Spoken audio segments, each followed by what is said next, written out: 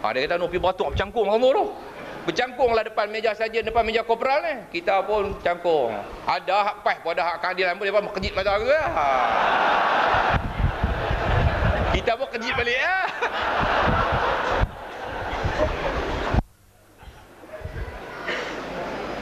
Jadi dia pun bilang sekali lagi, ada pegawai hak besar mai bilang pula. Okey, cukup 16. 16 makin. Lepas tu saya kata apa? Kita senaman daripada. Keluarlah bekat senaman. Senaman, angkat tangan apa? Kita berlama tak pernah senaman ni.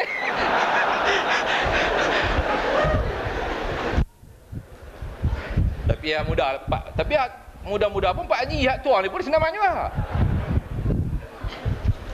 Senaman lah. Senaman duk baris lah. Baris depan, baris apa nama tengah, semua senaman. Mengiring belah kiri saya ni ada satu orang senaman. Sekali lah angkat tangan. Jadi ketua inspektor, bekas ketua inspektor tu akan bilang lah, kelas mula. Dia kata kelas mula. 1, 2, 3, pusilah tangan, angkat tu angkat ni. Sekali hak depan mengiring belah kiri satu angkat, saya tengok. Dia waktu senaman pakai baju pagoda.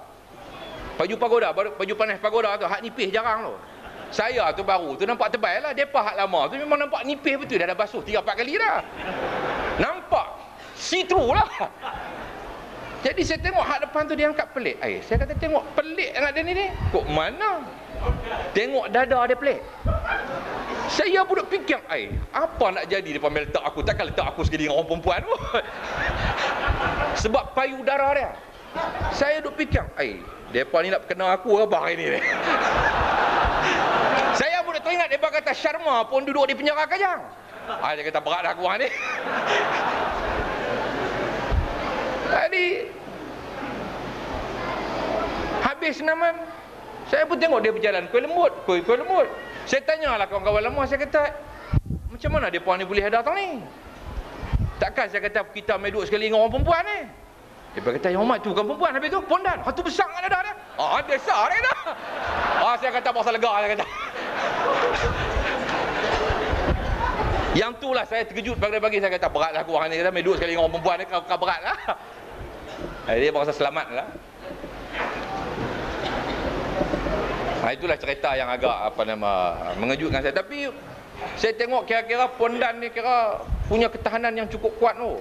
3 kali dah masuk penjara. 3 kali saya tanya berapa kali dah. Dia nama Syamsuddin. Panggil Syamsuddin bukan menyut.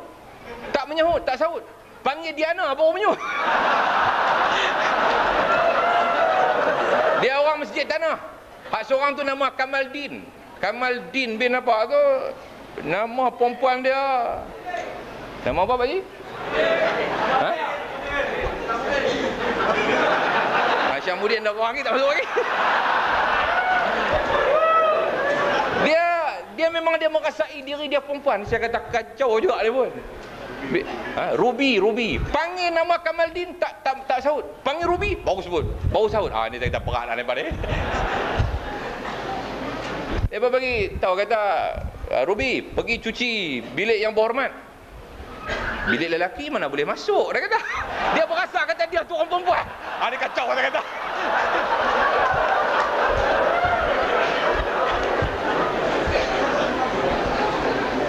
Lepas itu hak buat banduan hak lama ni, Hindu ni pula kita, dia kata, YB, itu jaga, itu pondan dia kata, kadang-kadang dia mengendap kita mandio, dia kata. Kata berat lah dia kata.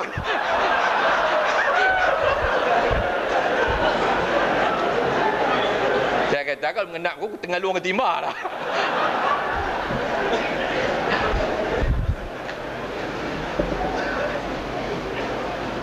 Jadi tuan-tuan dan saudara-saudara yang dihormati sekalian, memanglah kalau saya nak cerita kisah pengalaman sebulan ni, saya telah rakamkan kisah pengalaman sebulan ni dalam buku ni, yang insya-Allah saya akan terbitkan buku di bawah Lujnah Penerangan Dewan Pemuda PAS Pusat selewat-lewat seawalnya tahun yang akan datang ni. Dan akan disusun kembali tentang peristiwa-peristiwa yang telah berlaku sejak daripada peristiwa tahun 87 lagi. Tuan-tuan dan saudara-saudara yang hormati sekalian, orang bertanya, kenapa kami memilih penjara dan enggan untuk membayar denda 1,500? Seperti mana disebut oleh rakan saya tadi bahawa saya ada duit itu untuk 1,500 untuk saya bayar. Kalau saya tak ada duit, saya percaya bahawa rakan-rakan yang pergi bersedia untuk memungut derma bagi membiayai wang untuk membayar denda. Dan kita telah berjaya untuk memungut bagi membiayai denda yang dikenakan ke atas Ustaz Abdul Ghani Mihat, kerana beliau penguzuran baru keluar daripada IJN pada Mihat Mahmud seminggu sebelum daripada itu. Orang mengatakan bahawa pemimpin-pemimpin UMNO mengatakan saya, dia kata ini Mahfuz. Noh, ahli parlimen Tanjung Karang, saya baca surat khabar, dia kata Mahfuz ni ahli politik sarkas, dia kata. Nak tahu sarkas tak sarkas, hang tunggu hari Isnin ni.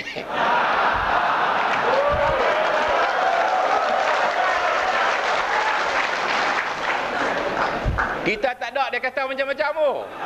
Dia kata ahli politik sarkas lah, macam-macam, cari email, cari nama, nak nama main politik dan sebagainya. Hang tunggu hari Isnin ni.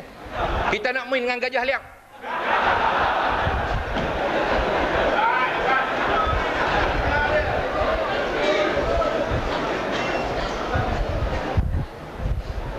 Saya yang perjelaskan bahawa bagi saya bahawa hukuman yang dikenakan ke atas saya adalah satu hukuman yang tidak munasabah, yang tak boleh saya terima. Sebab saya tidak menganggap bahawa apa yang saya lakukan adalah satu kesalahan.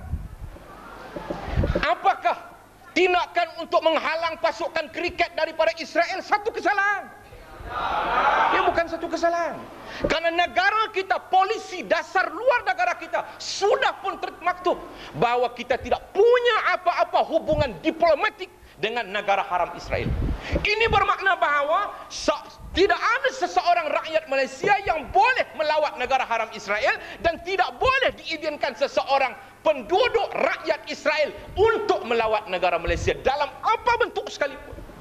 Dan apa yang kami lakukan, pemuda PAS pada waktu itu, pemuda Islam pada waktu itu, menghalang pasukan kriket daripada Israel ialah untuk memenuhi tuntutan dasar polisi luar negara kita yang mengatakan bahawa tidak ada apa-apa hubungan dengan negara haram Israel. Apatah lagi bahawa kezaliman Israel terhadap umat Islam di Palestin dan seluruh rakyat Palestin sudah jelas. Sehingga sekarang terbukti kezaliman itu makin dan masih berlarutan sehingga sekarang. Sebab itu saya katakan bahawa apa yang dianggap sebagai satu kesalahan, saya tidak pernah menganggap ianya sebagai satu kesalahan. Sebab itu kami bertiga memilih bahawa kita tidak akan membayar denda walaupun 1 sen, kerana kita tidak rela untuk wang kita diberikan kepada kerajaan yang zalim, yang akan terus melakukan kezaliman dan tekanan ke atas umat Islam dan seluruh rakyat di dalam negara kita ini.